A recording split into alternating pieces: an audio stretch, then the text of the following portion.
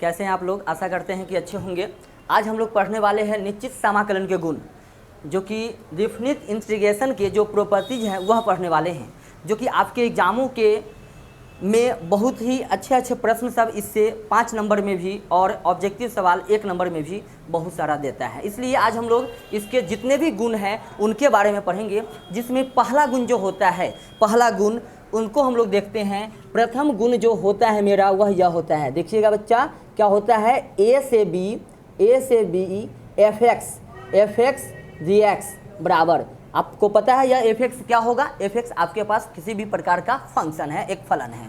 उसके बाद यह इंटीग्रेशन ए से B F x D x, यह बराबर होता है इनके, किनके, तो ए से B f z d z के बराबर होगा। यह देखिए, यह क्या बोल दिया भाई, कहने का मतलब कि आपके पास यहाँ पे जो एफ एक्स फंक्शन है x के पदों में, और यहाँ पर एफ एक्स जो फंक्शन है वह z के पदों में, यदि लिमिट सेम है तो दोनों फंक्शन का मान आपका जो होगा वह समान आने वाला है। इसका प्रमाण चाहिए, बिना प्रमाण को कैसे कहेंगे कि हाँ भाई यह सही है, तो हम लोग इसका प्रूफ देते हैं यह कैसे दोनों आपस में इक्वल है, दोनों कैसे आपस में बराबर है। पहले इसके बारे में चर्चा करते हैं, किसके बारे में, इंटीग्रेशन ए से B F X G x के बारे में।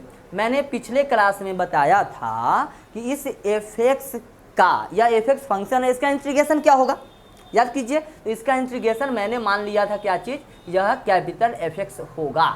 और इसको लिमिट को कैसे लिखते हैं, बड़ी ब्रैकेट में, नीचे ए ऊपर बी, नीचे लोअर लिमिट और ऊपर अपर लिमिट। अब इसका मतलब क्या हुआ भाई, कि यह जो ए और बी है वह है क्या चीज़, एक्स का वैल्यू है। चलिए पहले अपर लिमिट डालते हैं, क्या होगा बताइए, तो f b minus f a lower limit, यही आंसर आया।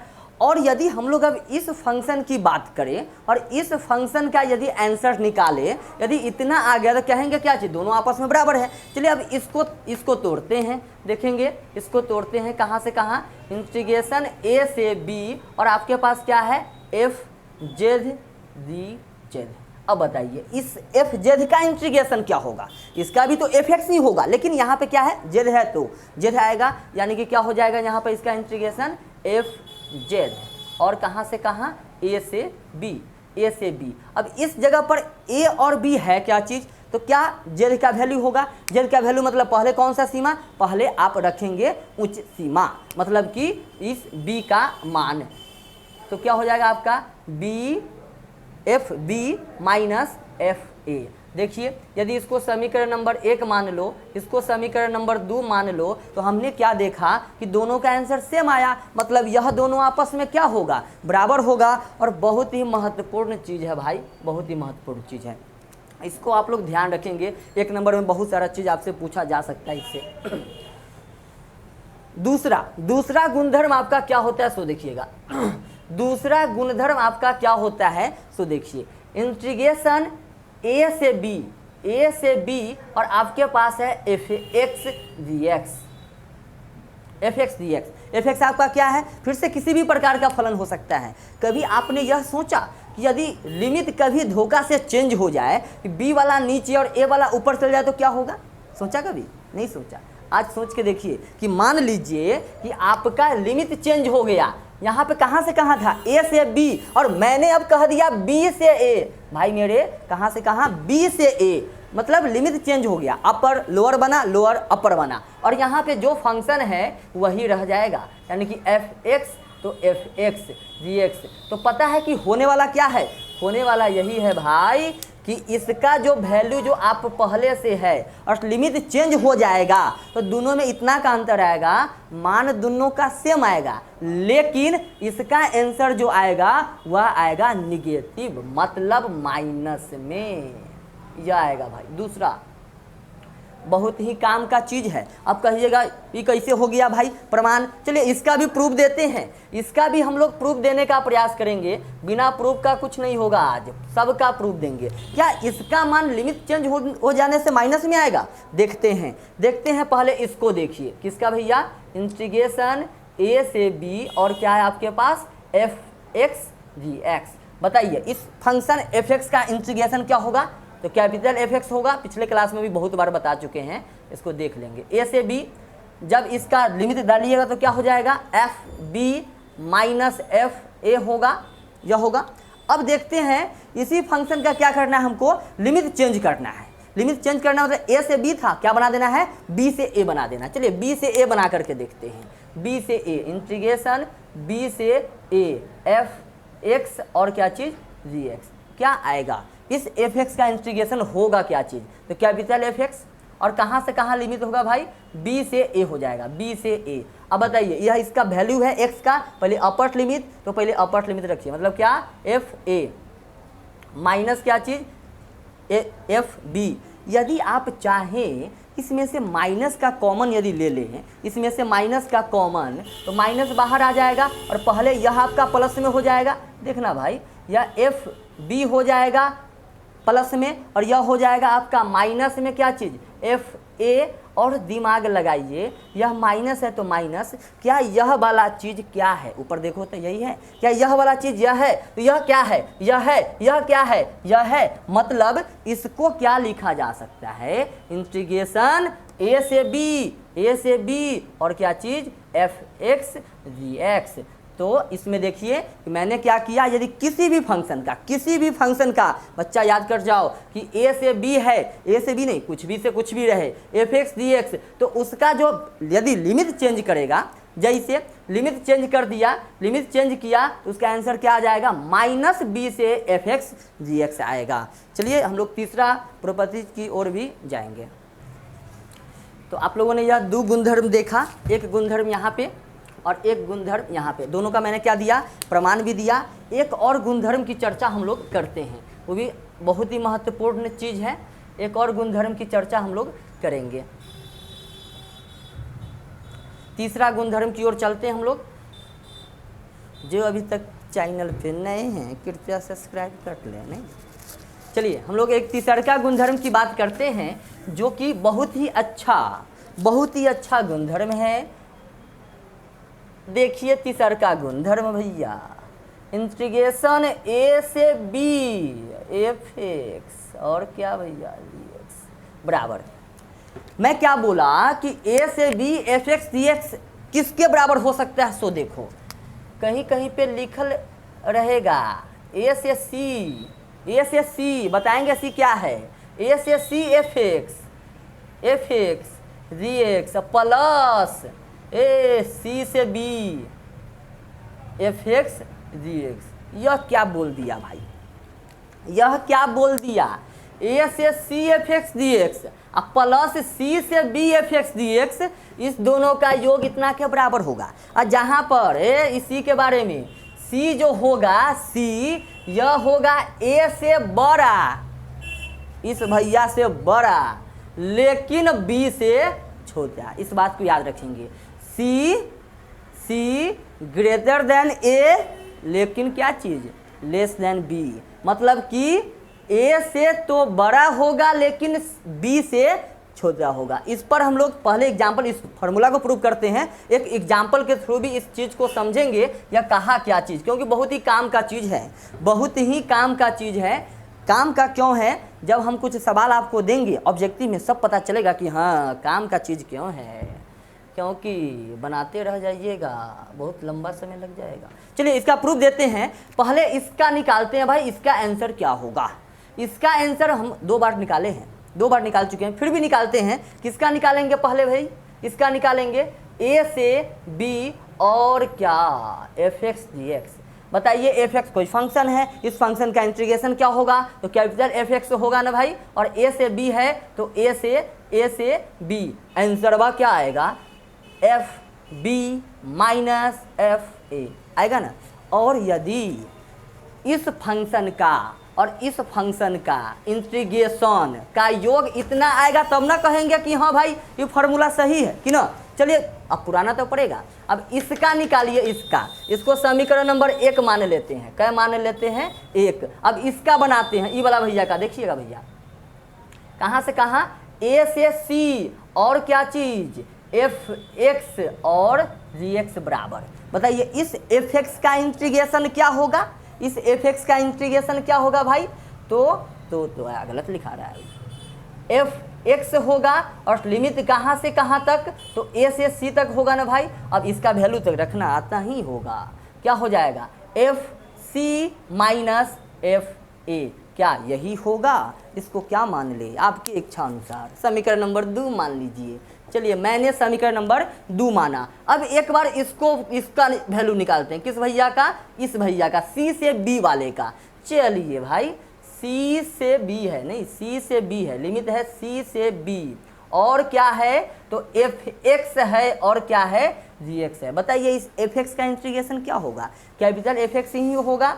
गर्मी बहुत है, इनका पढ़ा लिखा करो घर पे, इतना गर्मी में वीडियो बना रहे हैं तो सबके लिए क्या, सी से बी। चलिए सी से बी, अब इसका मान तो रखने आता ही होगा। पहले अपर लिमिट रखिए, तो क्या रखेंगे एफ बी माइनस क्या भैया एफ सी, यही ना समीकरण नंबर 3। ये देखिए अधमा का बच्चा है वो बोल रहा था ऐसे।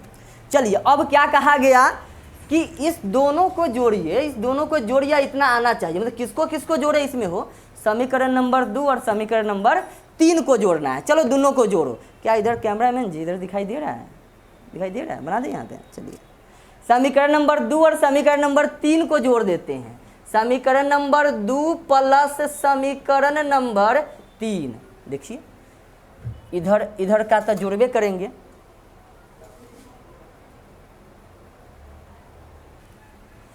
तो हम लोग समीकरण नंबर 2 और समीकरण नंबर 3 को जोड़ते हैं।